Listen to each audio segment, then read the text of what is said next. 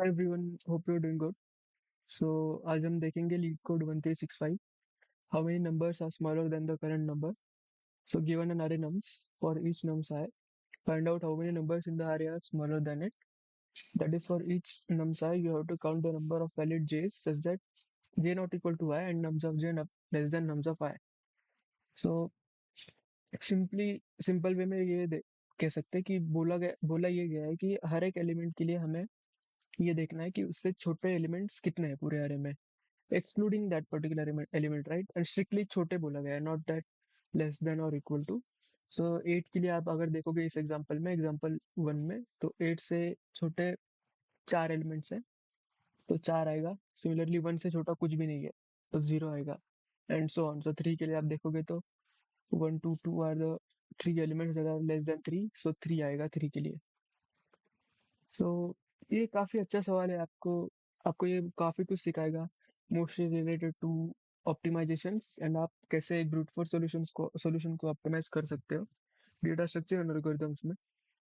सो जैसे एग्जांपल, कोई आप क्वेश्चन सॉल्व कर रहे हो जिसमें brute force takes order of n square, और इस केस में भी ऑर्डर ऑफ एन स्क्वायर ही लेगा. आप अगर इसको ब्रूट फोर्स से सॉल्व करना चाहो तो कैसे करोगे? आप हर एलिमेंट के लिए जाओगे, जैसे 8 के लिए, and then you will check in the entire array कि उससे छोटे एलिमेंट्स कितने हैं. सिमिलरली 1 के लिए आप पूरे अरे में ट्रैवर्स करोगे और देखोगे कि 1 से छोटे कितने हैं. सिमिलरली 2 के लिए, 3 के लिए. So for every element you traverse entire array and check how many elements are smaller than it, and it gives you time complexity order of n square, right? So इसको अगर आपको ऑप्टिमाइज करना है, so order of n square से usually आप optimise करने के बाद आपको टाइम कॉम्प्लेक्सिटी मिलेगी order of n log n या ऑर्डर ऑफ एन. ये एक रूल ऑफ थंब मान लो या एक ट्रिक मान लो कि जब भी आपको order of n time complexity achieve करनी है ऑर्डर ऑफ एन स्क्वायर से, सो हमेशा hash set and hash map को फिट इन करने का ट्राई करो. With the help of that you will definitely achieve a linear complexity from a n square complexity. But इस case में अगर आप ट्राई करने का देखो तो लीनियर कॉम्प्लेक्सिटी तक पहुंचने के लिए आपको मुश्किल होगा, बट आप एन लॉग एन तक पहुंच सकते हो. जब भी आपको n log n time complexity achieve करनी है, तो अगेन ये एक रूल ऑफ थंब मान लो या ट्रिक मान लो कि हमेशा सॉर्टिंग इन्वॉल्व होगी. हमेशा सॉर्ट करने के बाद आपको वो क्वेश्चन इजी लगने लगेगा, या इजी कह दो, या फिर आपको आंसर उसका दिखने लगेगा मोर इंट्यूटिव वे में. सो इस क्वेश्चन का भी वही हिंट है कि आपको इसको सॉर्ट करने के बाद शायद आपकी चीजें आसान हो. सो उसको देखते हैं एक बार. क्योंकि सॉल्यूशन आप अभी हम इसका सॉल्यूशन ही देखेंगे, बट उससे पहले एक छोटा सा इंट्यूशन बिल्ड करने का ट्राई करते हैं. इंट्यूशन ये है कि मान लो अगर मुझे देखना है कि 3 जो है पूरे एरे में, 3 से छोटे एलिमेंट्स कितने हैं, गिवन दैट अरे सॉर्टेड. तो गिवन दैट अरे सॉर्टेड, अगर हमें 3 से छोटे एलिमेंट्स देखने हैं, तो 3 के लेफ्ट में सारे एलिमेंट्स उससे छोटे ही होंगे ना, क्योंकि अरे सॉर्टेड है. सिमिलरली अगर मुझे देखना है कि 2 से छोटे एलिमेंट्स कितने हैं, तो जैसे 3 के लिए हमने देखा, वैसे 2 के लिए भी हम बोल सकते हैं कि 2 के लेफ्ट में जितने भी एलिमेंट है वो तो उनसे छोटे होंगे. बट यहाँ पे एक कैच आता है, हमें 2 के लेफ्ट में देखना है कि कहीं 2 तो नहीं है फिर से, क्योंकि हमें लेस देन इक्वल टू नहीं बोला गया, स्ट्रिक्टली लेस देन बोला गया है. सो 2 के लेफ्ट में हर एक एलिमेंट नहीं, 2 के लेफ्ट में वो सारे एलिमेंट जो 2 को, मतलब उसके इक्वल अगर कोई एलिमेंट होगा उसको छोड़ के. जैसे 2 के लेफ्ट में ये 2 है, तो उसको हटा के और कितने एलिमेंट है, तो वो सारे आएंगे आंसर में. सिमिलरली 8 के लिए देखेंगे, तो 8 के लिए क्योंकि उसके लेफ्ट में उससे इक्वल तो है नहीं कोई, तो बचे सारे एलिमेंट 8 से छोटे ही होंगे. सिमिलरली उसके उल्टा भी हमें बोला होता कि जैसे 2 से बड़े एलिमेंट अगर हमें फाइंड करने हैं गिवन द डायरेक्ट सॉर्टेड, तो 2 के राइट में सारे एलिमेंट तो उससे बड़े ही होंगे ना. तो अरे सॉर्ट करने के बाद आपको बहुत इजी काइंड ऑफ लग रहा होगा, क्योंकि आपको अब हम बेसिकली हम चाहते हैं, क्योंकि हमें ऑप्टिमाइज करना है अपना हमारे सॉल्यूशन को, तो वी वांट दैट हमें पूरे अरे पे ट्रैवर्स करना ना पड़े बार बार। तो क्योंकि अरे सॉर्टेड है, क्योंकि हमने अरे को सॉर्ट किया है, तो हम ये कंक्लूजन आराम से लगा सकते हैं कि अगर हमें उससे छोटा एलिमेंट फाइंड करना है तो वो उसके लेफ्ट में लाई करेगा सारे एलिमेंट छोटे। अब उसमें एक एक एज केस हमें ये हैंडल करना है, या एक कॉम्प्लिकेटेड केस ये आएगा कि बस उसके लेफ्ट में उससे इक्वल एलिमेंट्स ना हो। बट क्योंकि अरे सॉर्टेड है तो एक और चीज आसान अपने लिए ये हुई कि अगर उससे इक्वल एलिमेंट्स भी होंगे तो उसके करीब ही होंगे। ऐसा नहीं होगा कि कोई दूर टू है और बीच में अनइक्वल एलिमेंट्स है, क्योंकि अरे सॉर्टेड है राइट। तो अगर उसका इक्वल कोई एलिमेंट होगा तो उसके लेफ्ट में ही होगा। तो उसी चीज का हम फायदा उठाएंगे। तो अब बस, अब हम इसको अप्रोच कैसे करें? तो इंट्यूशन तो हमने बिल्ड कर लिया। तो जैसे मानते हैं कि हर एक एलिमेंट के लिए हमें फाइंड करना है। तो हर एक एलिमेंट के लिए मान लीजिए हम ट्रैवर्स करेंगे अरे में। सो लेट्स सी 8 के लिए अगर हम ट्रैवर्स 8 के लिए अगर हम देखें, सो 8, पहली बात तो हम अगर अगर आप थोड़ा भी सोच पा रहे होंगे तो ओरिजिनल अरे को हम सॉर्ट नहीं कर सकते। क्यों? क्योंकि उसका सीक्वेंस बिगड़ना नहीं चाहिए, क्योंकि आप आंसर अरे में भी देखो तो इंडेक्स मैप्ड है पूरी तरह से 8 के लिए। 8 क्योंकि जीरो इंडेक्स पर है तो जीरो इंडेक्स पर उससे छोटे एलिमेंट्स हमें चाहिए। उससे छोटे एलिमेंट्स का काउंट हमें जीरो इंडेक्स पर ही चाहिए, तो हम ओरिजिनल अरे को सॉर्ट नहीं कर सकते। सो लेट्स अज्यूम कि हमने नया अरे टेम्प बना लिया, उसको सॉर्ट कर लिया और ये आ गया। मान लो ये टेम्प है अपना, ये टेम्प है। तो अगर हम वन बाय वन 8 के लिए देखें तो हमें टेम्प अरे ही मदद करेगा छोटे एलिमेंट्स का काउंट फाइंड करने के लिए, राइट? सो सबसे पहला स्टेप क्या होना चाहिए आपका अकॉर्डिंग? मेरे ख्याल से सबसे पहला स्टेप तो ये होना चाहिए कि हमें इंडेक्स फाइंड करना है सॉर्टेड अरे में। करंट एलिमेंट 8 है, तो करंट एलिमेंट का इंडेक्स सॉर्टेड अरे में फाइंड करना है। और डोंट यू थिंक कि इंडेक्स मिलने के बाद हमारे लिए काम थोड़ा इजी हो जाएगा, क्योंकि बस सारे एलिमेंट्स उससे लेफ्ट साइड में ही होंगे ना, तो उसका काउंट मिल जाएगा हमें। जैसे इस केस में इसका इंडेक्स 4 है। 0 1 2 3 एंड 4, 8 का इंडेक्स 4 है। सो इंडेक्स ही रिटर्न करवा सकते हैं, क्योंकि इसके लेफ्ट में सारे इसके लेफ्ट में 4 ही एलिमेंट्स है, उसका इंडेक्स भी 4 है, तो we can easily return the index as the count. हाँ, वो एक एज केस जो हमने डिस्कस किया था वो भी हम चेक करेंगे, बट उससे पहले हम इजी वाला केस देख ले। जैसे 8 वाला इजी था, तो हम बस इंडेक्स रिटर्न करो, मतलब इंडेक्स अपने आंसर में ऐड करवा देंगे। तो इनिशियली आंसर अगर 0 है तो आंसर में अभी 4 आ गया है। और अदर अरे हमें लेना था, सॉरी, तो अरे के इंडेक्स पे 0, जो करंट एलिमेंट का इंडेक्स है उस इंडेक्स पे हमने 4 स्टोर कर लिया। बट अगर आगे बढ़ने के बाद जब 1 आता है तो 1 भी फाइंड कर लिया हमने। एंड 1 फाइंड करने के बाद 1 का इंडेक्स क्योंकि 0 है तो 0 हमने स्टोर कर दिया। बट अब आता है कैच, जैसे 2 आता है। सो 2 के लिए हमें 2 फाइंड करना है। एंड यहाँ पे मैं डिस्कस करूंगा एक स्ट्रेटेजी, कि मैंने कहा था हमें इंडेक्स फाइंड करना है उस एलिमेंट का। फाइंड करने के भी दो रास्ते होते हैं, राइट? अरे के लिए दो एल्गोरिदम्स होते हैं एलिमेंट फाइंड करने के लिए अरे में। कौन से होते हैं? एक होता है लीनियर सर्च, एक होता है बाइनरी सर्च।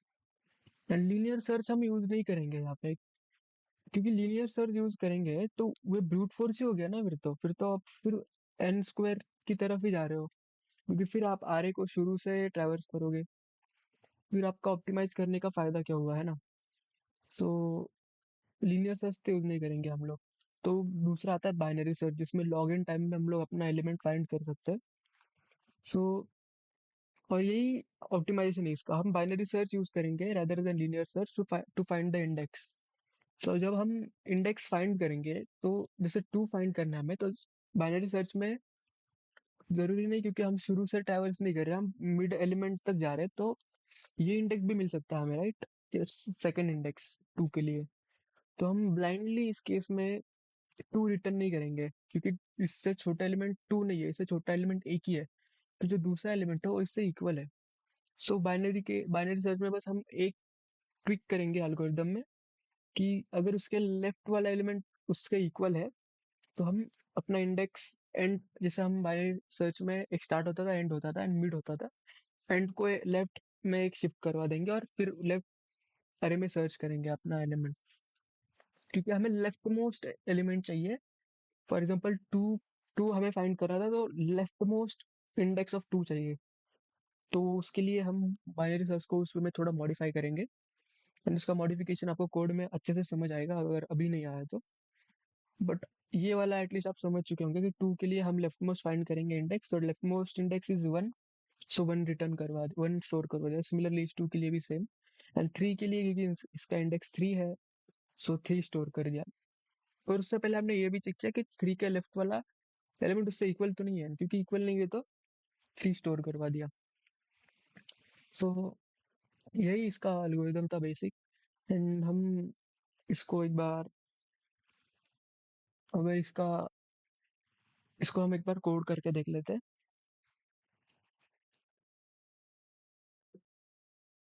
सो सबसे पहले चीज हमें ये करना है कि एक टेम्पररी अरे लेना है,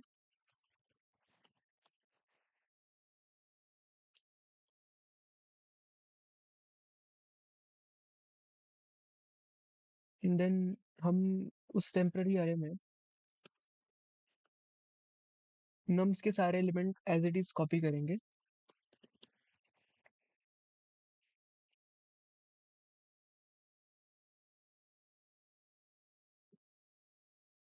एंड देन एक रिजल्ट अरे भी लेंगे हम लोग, क्योंकि उसमें हमें वही रिटर्न करना है एंड ऑफ द डे तो।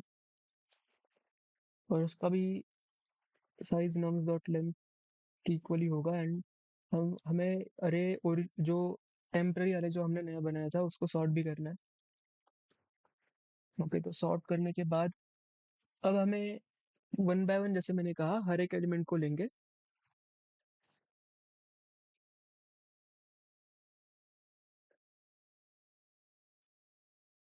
एंड बाइनरी सर्च नाम देते हैं अपने, एक नया फंक्शन हम लोग बनाएंगे जिसमें बाइनरी सर्च होगा, जिसमें हम लोग अपना रिजल्ट ऐड करेंगे और other result of i equal to, binary search में नॉर्म्स ऑफ आई आएगा, क्योंकि हमें करंट एलिमेंट भी चाहिए होगा अपने फंक्शन में।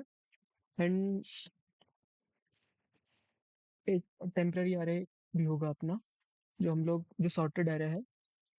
एंड इस एंड में बस हमें रिटर्न करना है रिजल्ट अरे अपना। सो हमें बस एक बाइनरी सर्च वाला फंक्शन लिखना है। उससे पहले एक छोटा सा, अगर हम डायरन देखेंगे तो फंक्शन लिखने में भी आसानी होगी। सो मान सो लेट्स अज्यूम कि ये स्टार्ट है अपना, एंड करंटली हमें करंट एक ही एलिमेंट के लिए देखते हैं, फर्स्ट एलिमेंट के लिए। बाकी एलिमेंट के लिए फिर समझ आ जाएगा आपको, एट के लिए देखते हैं। सो इनिशियली स्टार्ट जीरो होगा, एंड अरे डॉट लेंथ माइनस वन होगा, यानी इस केस में फोर होगा। सो पहली चीज हम लोग मिडिल एलिमेंट फाइंड करते हैं बाइनरी सर्च में, तो मिडिल एलिमेंट तो आएगा ये वाला, यानी टू आएगा मिडिल एलिमेंट, क्योंकि zero plus four by two is two. And middle element क्योंकि इक्वल नहीं है अपने टारगेट से, टारगेट इस केस में एट है, तो हम लोग ऑब्वियसली स्टार्ट आगे बढ़ाएंगे। एंड देन अगेन जब इसका मिड फाइंड करेंगे तो इस केस में three plus four by to seven by two three, उसका फिर थ्री आएगा। सो मिडल अगेन थ्री पे आएगा, एंड क्योंकि it is lesser and not equal to, so again हम स्टार्ट को आगे बढ़ेंगे। एंड देन मिडल क्योंकि फिर से सेम आ जाएगा, एंड इस केस में मिडल इक्वल है, तो स्टार्ट एंड मिडल एक ही एलिमेंट को पॉइंट करेंगे। एंड फिर वहां पे हमें इंडेक्स मिलेगा, तो हम लोग, क्योंकि इसका इंडेक्स फोर है, तो हम लोग वो index as it is return करवा देंगे। और तो यही है, इसको एक बार कोड भी कर लेंगे इस फंक्शन को। पब्लिक स्टैटिक इंटीजर रिटर्न करवाएंगे हम लोग for every element. Binary search in current element जो आएगा इन टेम्पररी अरे जो सॉर्टेड होगा, इनिशियली स्टार्ट होगा जो जीरो को पॉइंट करेगा, and will be pointing towards the last index, and while s less than equal to n, int mid, जो बेसिक बाइनरी सर्च का एल्गोरिथम होता है अपना, start plus end minus start by two. I hope ये मैं इसमें मैं क्यों देखूँ आपको पता होगा। And then if at all temp of mid equal to current हो जाता है, तो हमें हमारा इंडेक्स तो मिल गया, बट इस केस में हमें देखना है कि अगर ये मिड इक्वल टू जीरो है, तो उस केस में हम लोग फिर जीरो रिटर्न करवा देंगे, क्योंकि जीरो से लेफ्ट में कुछ होगा नहीं, तो zero zero elements will be smaller than the element present at zero in a sorted array.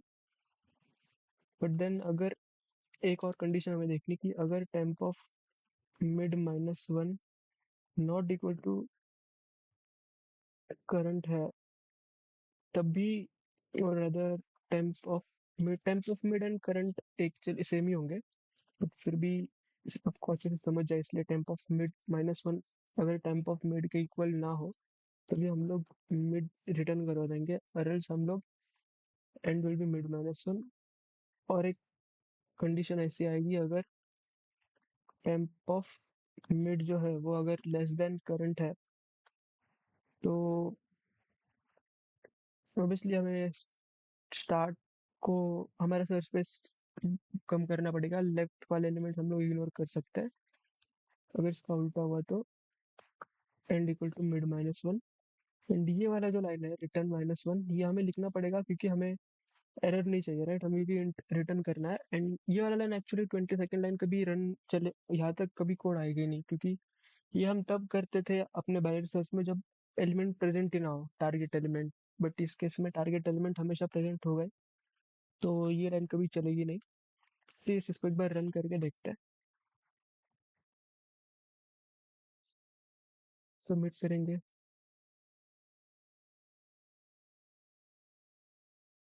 Yes, thank you for watching the video.